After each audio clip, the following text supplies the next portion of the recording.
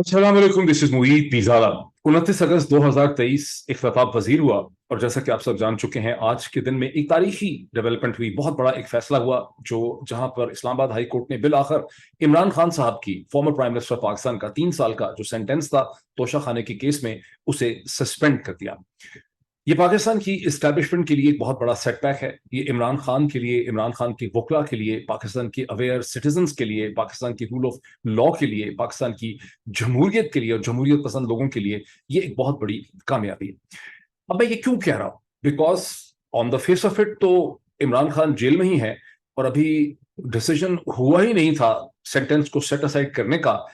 और डिसीजन भी क्या हुआ कि सिर्फ इमरान खान के 3 साल के सेंटेंस को शॉर्ट सेंटेंस कह के इस्लामाबाद हाई कोर्ट ने उसको सेट असाइड कर दिया। अपने 9 पेज के डिसीजन में इस्लामाबाद हाई कोर्ट ने जो सब्सटैंशियल मैटर रेज किए थे इमरान खान के वकला ने और दूसरी तरफ से इलेक्शन कमीशन के वकीलों ने, उनका कोई आपस में कंपैरेटिव एनालिसिस किया ही नहीं है, जहां तक मेरी अंडरस्टैंडिंग है। मैंने बहुत तेजी से इसको देखा है और उन्होंने कहा है कि हम इन पेचीदगियों में और इन डिटेल जजमेंट्स में, इन डिटेल आर्गुमेंट्स में स्टेज पे नहीं जाते और इसका फैसला तो एक अपील या एडजुडिकेशन की स्टेज के ऊपर हो सकता है। ये अपील कौन करेगा? ये अपील प्रोसिक्यूशन के बिहाफ पे रियासत करेगी या ये अपील जो है ये इलेक्शन कमीशन ऑफ पाकिस्तान के खुद इलेक्शन कमीशन करेगा? ये भी अभी स्टेज के ऊपर क्लियर नहीं है।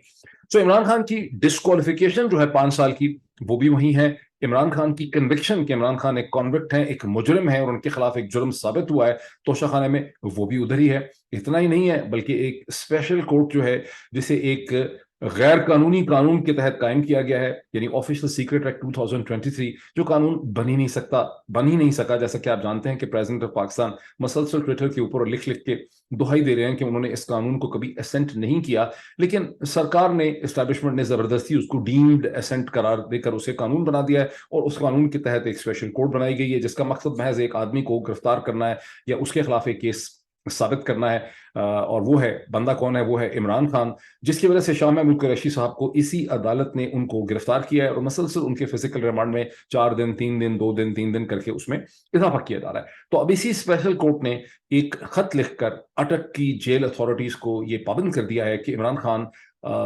कि ठीक है, अब उनकी बेल हो जाती है इस्लामाबाद हाई कोर्ट से, लेकिन वो अब एक जुडिशियल कस्टडी में है। स्पेशल कोर्ट ने उनको एक जुडिशियल कस्टडी में ले लिया है। जुडिशियल कस्टडी की स्टेज तक हम कैसे पहुंचे, ये फैसला कब उन्होंने किया, इसकी इंक और साइन इसके कब हुए, ये भी एक बहुत बड़ा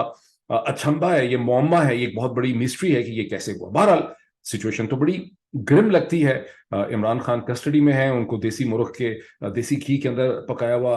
मुर्ग जो है वो जेल अथॉरिटीज ने खिलाना है हफ्ते में 2 दफा, और उनको देसी घी में ही बना हुआ जो मटन, छोटा गोश्त है जो पाकिस्तान में लोगों को नहीं मिलता, वो भी उन्होंने उनको खिलाना है। उसके अलावा उनको एक 21 इंच की एलईडी स्क्रीन भी दी हुई है जिसके ऊपर टेलीविजन पे पीटीवी की खबरें वो देख सकते हैं और पीटीवी बार बार वहां पे उनको बता रहा होगा कि इमरान खान जो है उन्होंने एक बार जुर्म कर लिया है, उनके खिलाफ बहुत से खौफनाक और सनसनीखेज किस्म की चीजें साबित हो चुकी हैं। सारी दुनिया इमरान खान को कंडेम कर रही है, लोग उनके खिलाफ हो चुके हैं, कोई सड़कों पे नहीं निकलता। तो वो ये तो सारा ट्रीटमेंट कंटिन्यू है। तो फिर मैं नाचीज ये क्यों कह रहा हूं, इतनी बड़ी बात, छोटा मुंह बड़ी बात, कि पाकिस्तान की इस्टेब्लिशमेंट के लिए ये एक बहुत बड़ा सेटबैक है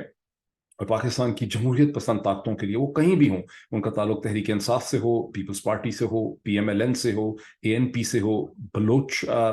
जो प्रोटेस्टर्स हैं या बलोच जो कौम परस्त जमाते हैं उनके साथ हो, सिंध की कौम परस्त जमाते हैं उनके साथ हो, उनकी एफिलिएशन एमक्यूएम के साथ हो, ये दुनिया भर में पहले जो पाकिस्तानी डायस्पोरा पाकिस्तान में रूल ऑफ लॉ के लिए और जमहूरियत के लिए स्ट्रगल कर रहे हैं, जो नॉर्थ अमेरिका में है, कनाडा, यूनाइटेड स्टेट्स में है, लातीनी अमेरिका में है, बरतानिया में है, यूरोप में है, मशरक वस्ता में है, ऑस्ट्रेलिया में है, न्यूजीलैंड में, ये उन सब के लिए एक बहुत बड़ी फतह है, ये एक विक्ट्री है और एस्टैब्लिशमेंट के लिए सेटबैक। मैं ऐसा क्यों कह रहा हूं, इसका एक कॉन्टेक्स्ट है जिसे समझने की बहुत ज्यादा जरूरत है। अच्छा, माइंड में रखिए कि जो मुझे अगर मौका मिला, अभी तो मुझे पहुंचना है एक डॉक्टर के पास, अपनी बेटी को लेकर जाना है, लेकिन मुझे जब मौका मिला तो जो 9 पेज का डिसीजन है इस्लामाबाद हाई कोर्ट के चीफ जस्टिस और जहांगीरी साहब का जो दोनों ने लिखा है, उसका मैं एक डिटेल एनालिसिस भी कोशिश करूंगा चंद घंटों में आपके सामने करके लेके आऊं। लेकिन अभी मेरा पॉइंट ये है कि ये एक सेटबैक है। ये सेटबैक क्यों है, इसका कॉन्टेक्स्ट क्या है? देखिए, कुछ पॉइंट्स मैंने इसमें लिख के रखे हैं ताकि मैं कोई पास पॉइंटिंग इसमें ना कर जाऊं। देखिए, इस्लामाबाद हाईकोर्ट का जो 9 पेज का डिसीजन है, ये किसने लिखा है? ये जस्टिस आमिर फारूक साहब ने और जहांगीरी साहब ने लिखा है। ये 2 मेंबर बेंच है और आपको पता है कि ये 5 अगस्त का डिसीजन है, ये डिसीजन 7 तारीख को, 8 तारीख को, 9 तारीख को, 10 तारीख को भी लिखा जा सकता था, ये 15-14 तारीख को भी लिखा जा सकता था, ये तो 20 तारीख से पहले भी लिखा जा सकता था, ये 17 तारीख को भी लिखा जा सकता था, लेकिन ये डिसीजन लिखा गया है 29 अगस्त को। जितना खींचा जा सकता था इसको खींचा गया है, और जब ये डिसीजन जिस लिखा है तो अब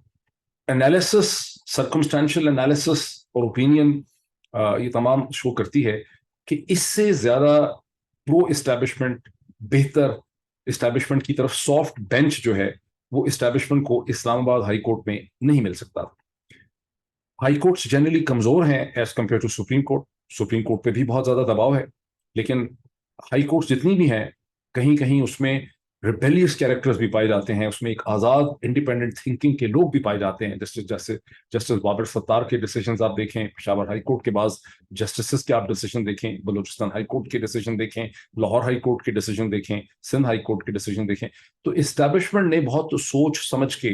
बहुत तैयारी करके, बहुत प्लान करके, बहुत थिंकिंग करके इस केस को इसी बेंच के सामने लगाया, और जितना इसे खींच सकते थे, टूल दे सकते थे, लटका सकते थे, वो इन्होंने इसे लटकाया। अब अगर आप इसकी इंटरप्रिटेशन करें और डॉट कनेक्टिंग करें, तो जो डिसीजन हमारे सामने 9 पेज का आया है, कि पाकिस्तान की इस्टेब्लिशमेंट ने ही लिखा है, ये पाकिस्तान की इस्टेब्लिशमेंट की ही जो रिफ्लेक्शन, थिंकिंग, उनके कॉन्सेंट से, उनके अप्रूवल से, उनकी थॉट को, उनकी मजबूरी को, उनको फंसे हुए हैं जहां, उन तमाम चीजों को ये डिसीजन जो है वो रिफ्लेक्ट करता है। ठीक, ये पहली इस पॉइंट को बहुत आप समझें, इंपॉर्टेंट डिसीजन जो है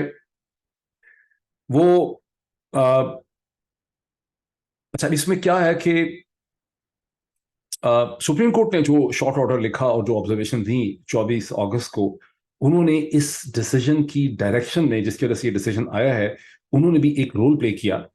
इसको एक्सपेडाइट किया, एक तरह से मजबूर कर दिया इस्लामाबाद हाई कोर्ट। यही वजह है कि former prime minister of Pakistan जनाब शहबाज शरीफ साहब ने बड़ा शदीद किस्म का हमला किया है सुप्रीम कोर्ट ऑफ पाकिस्तान में। अच्छा, ये भी चीज नोट कीजिए कि जो इसके ऊपर बहुत नेगेटिव, मनफी, इमोशनल किस्म का रद्द अमल हुआ है, वो PMLN के बहुत से रहनुमाओं की तरफ से हुआ है, शहबाज शरीफ साहब की तरफ से हुआ है, राना सनाउल्लाह साहब की तरफ से हुआ है,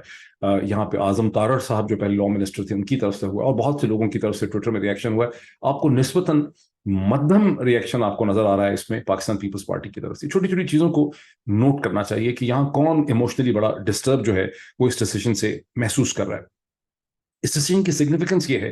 कि ये वो डिस्टेब्लिशमेंट है जो इस्टेब्लिशमेंट ने अपनी मजबूरी में खुद लिखा है, इसको होने दिया है, ये उनके कॉन्सेंट और अप्रूवल से एक चीज सामने आई है, और उनकी एक बदलती हुई हिकमत अमली और स्ट्रेटजी और उनकी जो एक ऑर्डर्ड रिट्रीट और पसपाई है वो इस डिसीजन के अंदर पिन्हा है। ये क्यों है ऐसे? इसलिए कि जितने भी केसेस बनाए गए हैं, 180 हो या 150 हो,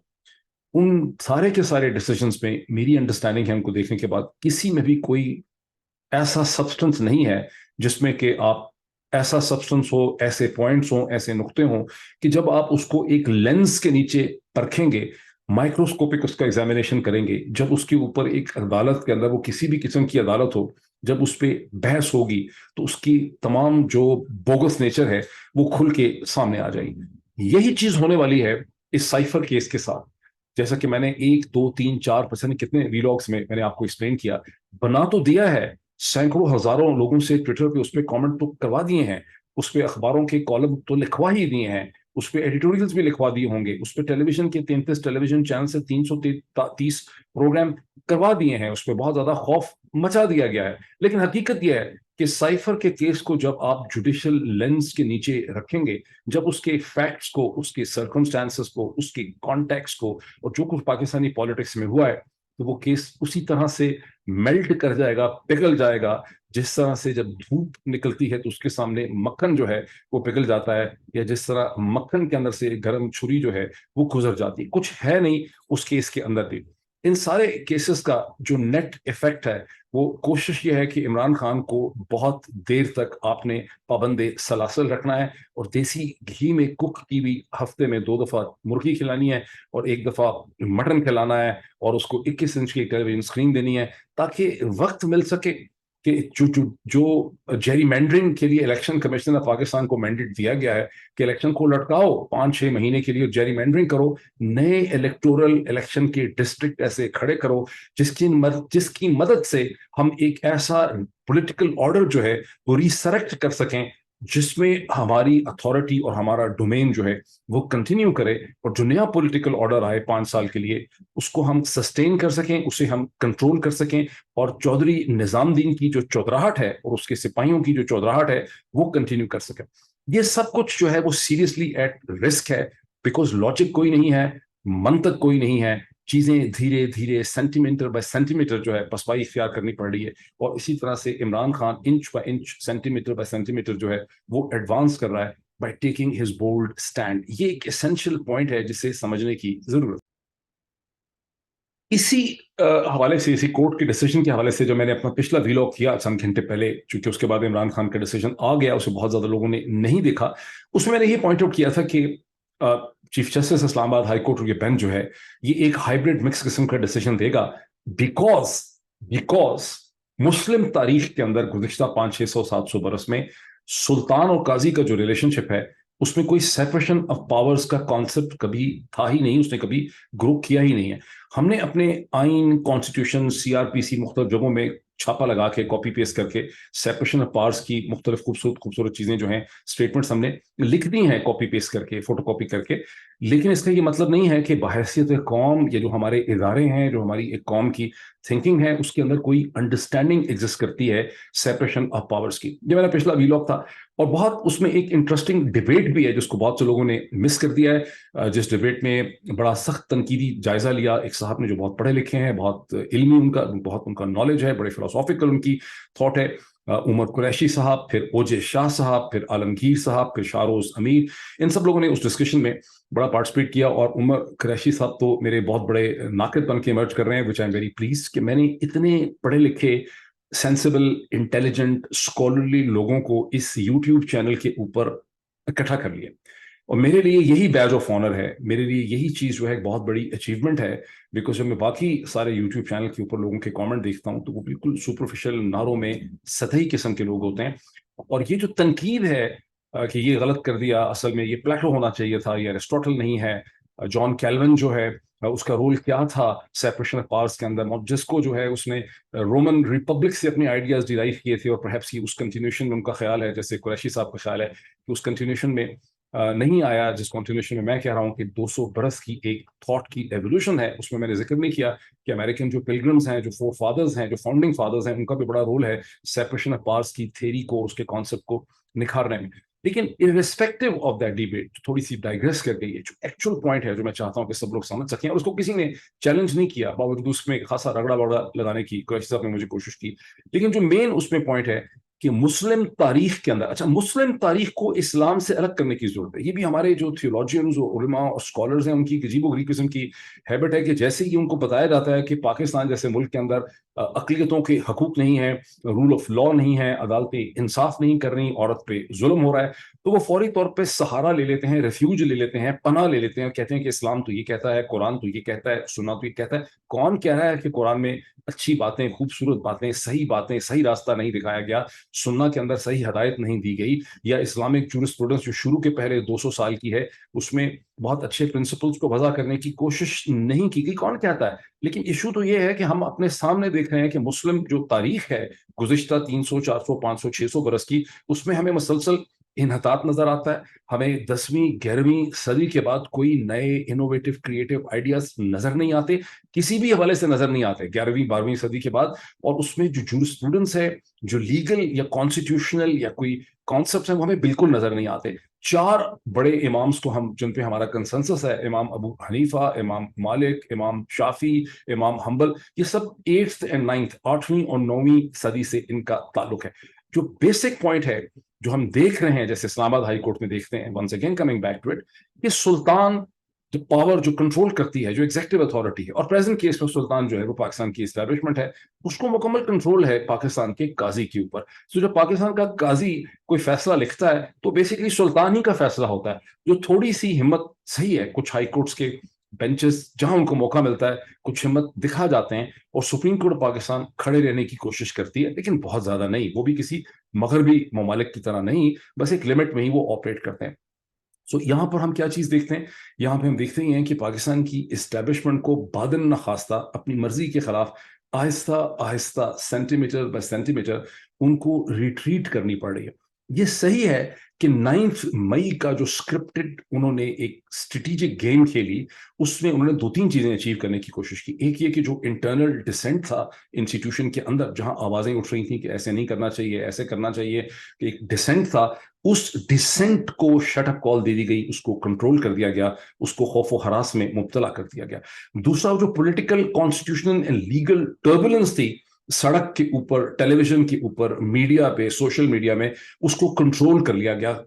मोमेंटरली। लेकिन 9 मई, 9 जून 1 महीना, 9 जुलाई दूसरा महीना, 9 अगस्त तीसरा महीना, और 9 सितंबर को चौथा महीना हो जाएगा। ये जो स्ट्रैटेजी थी उसने डिविडेंड्स बहुत दिए हैं। उसी डिविडेंड्स के नतीजे में इलेक्शन को गैर मुइना मुद्दत के लिए मुलतवी कर लिया गया है। इलेक्शन कमीशन जेरीमैंडरिंग और डिलिमिटेशन वाला का ड्रामा करने की कोशिश कर रहा है, लेकिन ये स्ट्रैटेजी की भी एक शेल्फ लाइफ है। ये स्ट्रैटेजी की शेल्फ, ये दोबारा ये करना बड़ा मुश्किल है, खास करके अगर वकला, बार एसोसिएशंस, अवेयर सिटीजन्स, मीडिया जो है वो ये अंडरस्टैंड कर जाएं, मेरे कहने पे नहीं, खुद से अपनी माइंड की तहकीक करके, कि 9 मई जो है हो नहीं गया, 9 मई किया गया for the reasons of taking political control, for the reasons of exercising control। तो ये दोबारा 9 मई की तरह की कोई चीज करना जो है वो बहुत मुश्किल हो जाएगा। अब जो एस्टैब्लिशमेंट का यहाँ पर असल चैलेंज है वो ये है कि वो जो गीत था ना, जब आया था, बड़ा दुश्मन बना फिरता है जो बच्चों से लड़ता है, जो मेरी अंडरस्टैंडिंग है कि मेजर इमरान कोई आर्मी ऑफिसर थे जिन्होंने उसको लिखा, तहरीर किया, कंसीव किया था, और साहिर अली बग्गा ने उसको सिंग किया था। एक जमाना ये था कि जब मैं इसे सुनता था, और मैं ही क्या, टेलीविजन चैनल जहां मैं काम करता था वहां प्रोड्यूसर, असिस्टेंट प्रोड्यूसर जो उसको सुनते थे, तो हम पे रिक्कत तारी हो जाती थी, हमारे आंसू निकलने आ जाते थे। आज आप देखें, इसका कोई किसी किस्म का हम पे इमोशनल इम्पैक्ट नहीं है। वो बच्चे जिनको ये बताया गया था कि हम तुम्हारा दिफा करने के लिए हैं, वो बच्चे बड़े हो गए हैं, एडल्ट हो गए हैं, मैच्योर हो गए हैं, उनको पता चल गया कि यहाँ हमारे दिफा करने का मामला नहीं है, यहाँ तो कोई और ही मामला हैं, यहाँ तो हमें ही कंट्रोल करने की ये सारी कोशिश हो रही है, और वो बच्चे बड़े हो गए हैं। तो ये एक्चुअल जो चैलेंज है, और मेरी यहाँ पर यह है कि बहुत ही सिंसियर मेरी थिंकिंग ये है कि इस्टेब्लिशमेंट के जो बड़े हैं, जो उनके थिंकर हैं, जो थॉट लीडर्स हैं, और बहुत हैं वहां पर भी इंटेलिजेंट लोग, उनको ये समझना चाहिए कि उन्हें स्टेप बाय स्टेप रिट्रीट करना पड़ेगा, जिस तरह से मिलिट्री हिस्ट्री में एक ऑर्डर्ड कैलकुलेटेड रिट्रीट होती। ये भी एक छोटी सी रिट्रीट हुई जो इस्लामाबाद हाई कोर्ट में हुई है। अभी साइफर में भी उनको इसी तरह से रिट्रीट करना चाहिए, और साथ ही एक नेगोशिएशन का प्रोसेस जारी रखना चाहिए, ताकि इस ऑर्डर्ड रिट्रीट में वो इस्टेब्लिशमेंट की जो प्रेस्टीज बचा सके, जो नैरेटिव बचा सकें, उसे बचा ले। इस मुल्क को आगे के चैलेंजेस के लिए एक ताकतवर, मजबूत इस्टेब्लिशमेंट चाहिए, लेकिन रिफॉर्म्ड इस्टेब्लिशमेंट चाहिए with in the ambit rule of law. इसको शख्सी इस्टेब्लिशमेंट नहीं चाहिए, इसको इंस्टीट्यूशनल इस्टेब्लिशमेंट चाहिए। अभी इतना ही, फिर मैं मजीद इसका एनालिसिस करता हूँ। Thank you.